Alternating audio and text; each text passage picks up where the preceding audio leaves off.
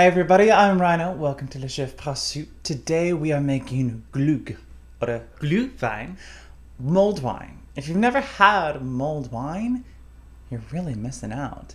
It's basically wine that's served warm and it's spiced and it's delicious and need I say more?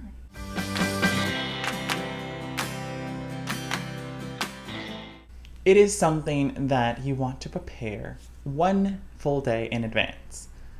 The longer your wine sits with the spices, the better it will be. And a tub of it could last you up to about a week before the wine starts to spoil a little and it doesn't taste as good. At any rate, it's a very simple thing to do. I think you're gonna really like it. So you'll need wine. This is Malbec. Something like Merlot or Cabernet Sauvignon will do just fine. You don't want to use something like Pinot Noir, that's a little too light-bodied for it. And port. A lot of people use liquor. If you're going to use a liquor instead of the port or with the port, amaretto is really good. A lot of people use vodka, but I don't like the taste of vodka.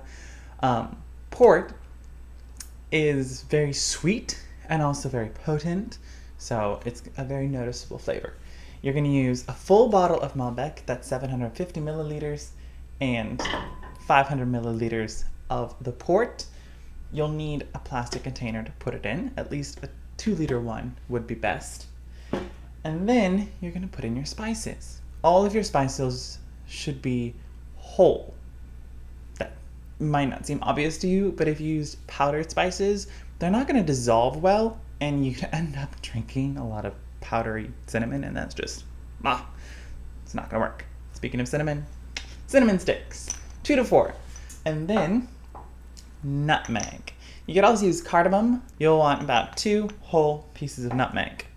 Allspice, about 2 to 4 pieces of whole allspice. Then cloves. Cloves are very strong, so really about 2 of them, just fine. I put in like 6 last time, way too much. Then you will want orange peel. You're going to want 2 pieces of this, about 1 inch by 2 inch pieces, and 1 piece of grapefruit peel. That's about a 1 inch by 2 inch piece as well. And lastly, you're going to want some ginger root. That's about 1 inch by 1/4 inch.